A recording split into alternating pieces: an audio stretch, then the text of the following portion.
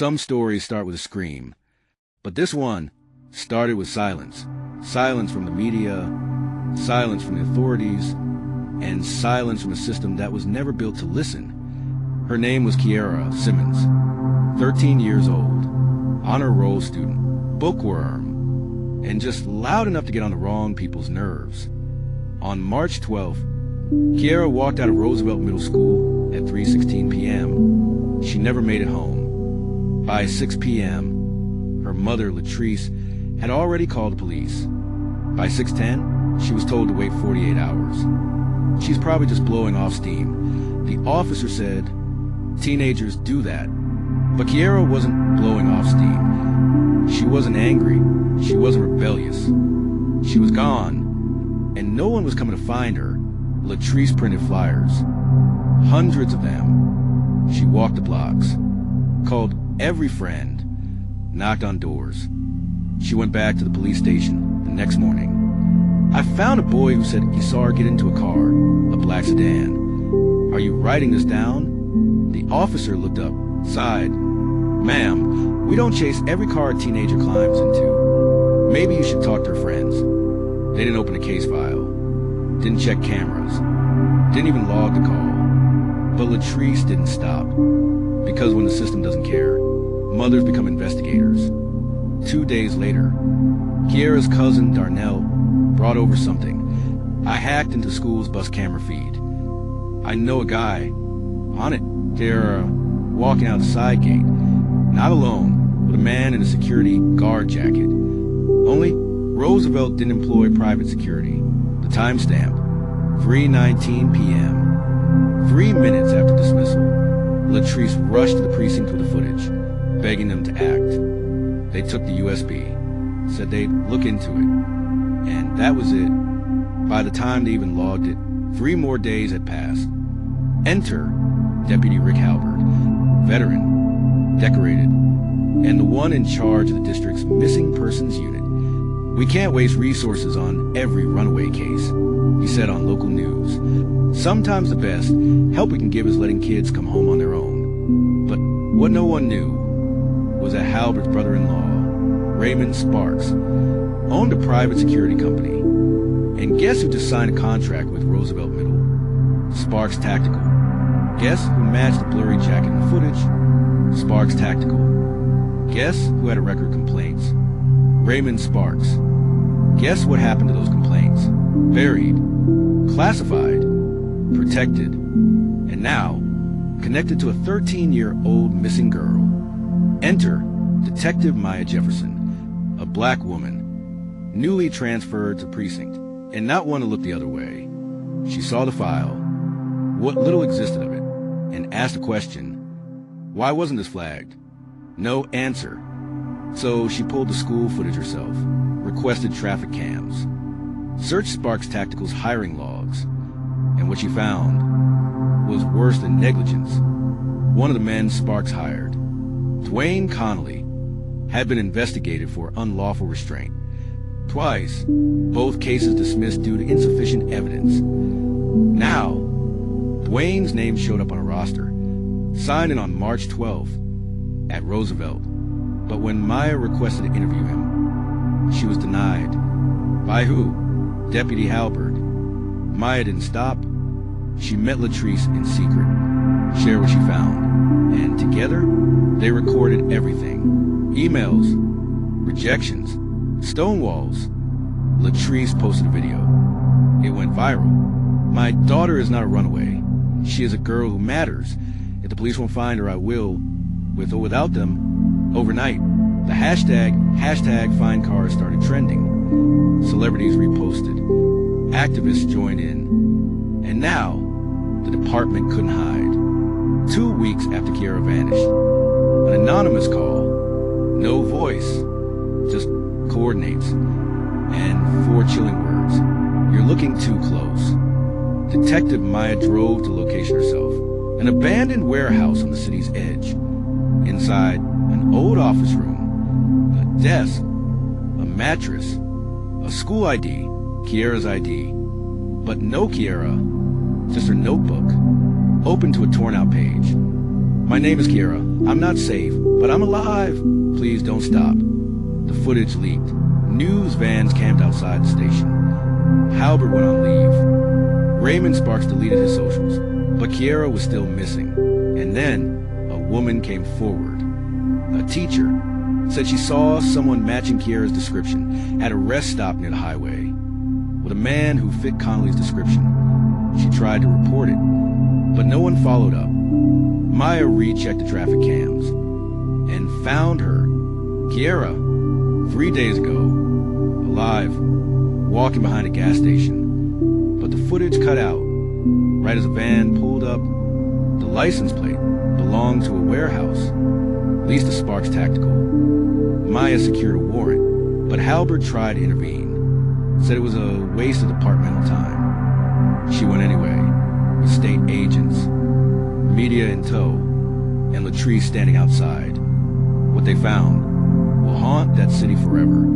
Kiara wasn't there, but they found sleeping mats, personal items, and traces of more than one child, multiple, and in a drawer, a USB labeled client lists. The fallout was immediate. Halbert was suspended, Raymond Sparks arrested, and Maya promoted, but Kiara was still out there until a second call. Same number, same voice modulator. One of them cracked. Checked the river docks, storage unit 9. They got there just before midnight.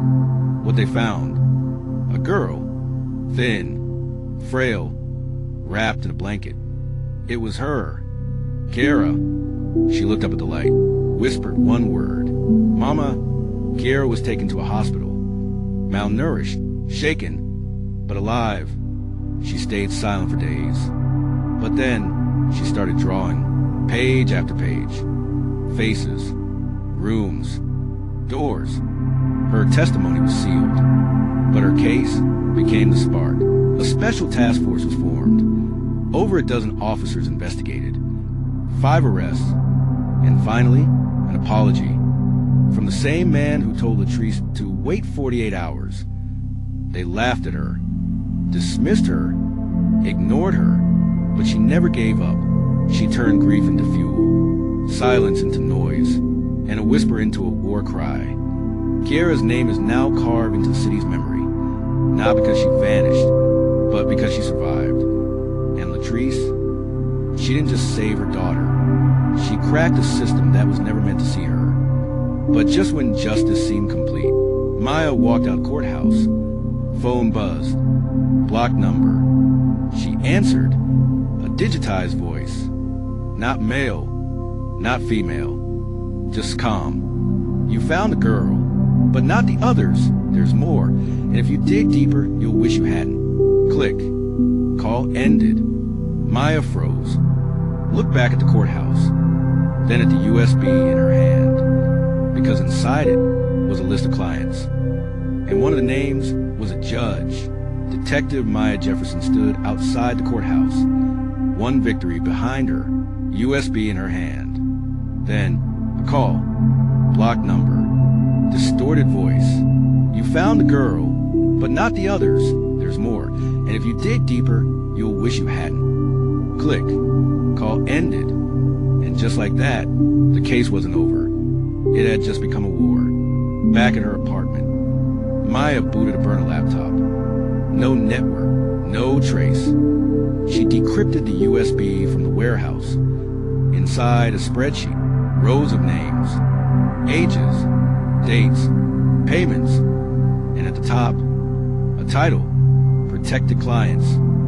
Some names were blurred, some redacted, but some clear as day. One was a local judge, another, a private school headmaster. The rest, businessmen, donors, even a former police chief, all tied to Sparks Tactical, all documented, and all now in her hands. Kiara was one of many. That's what the files confirmed. 12 minors, missing over 5 years. Some had returned conditioned, some marked silence, others unconfirmed termination. Maya read those lines and felt her stomach drop. These weren't just abductions. They were experiments, psychological control, coercion, blackmail, and people funding it. They didn't want justice. They wanted obedience.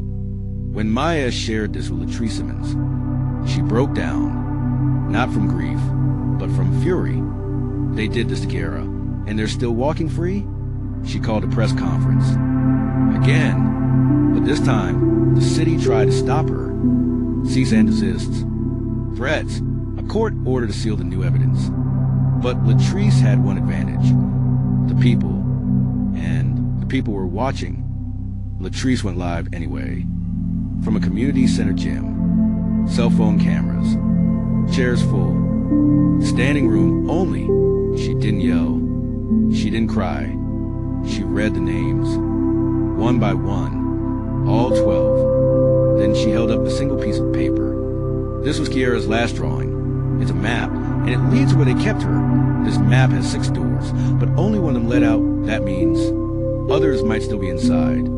Gasps, whispers, then thunderous silence. Maya got the warrant. They returned to the storage compound. But this time, they had backup. FBI, child welfare, media vans parked like sharks. Inside storage unit B8, they found it, another containment unit, unopened, signed off by Sparks. Inside, files, footage, and evidence of another girl, Tamara Hayes, age 14, missing since 2019. Case closed as a runaway. She wasn't a runaway. She was their prototype. They found journal pages, drawings, a list of names, all leading to the same word, widow. Within 48 hours, Elaine Howard confessed, but only partially. She blamed Carver. Carver blamed Sparks.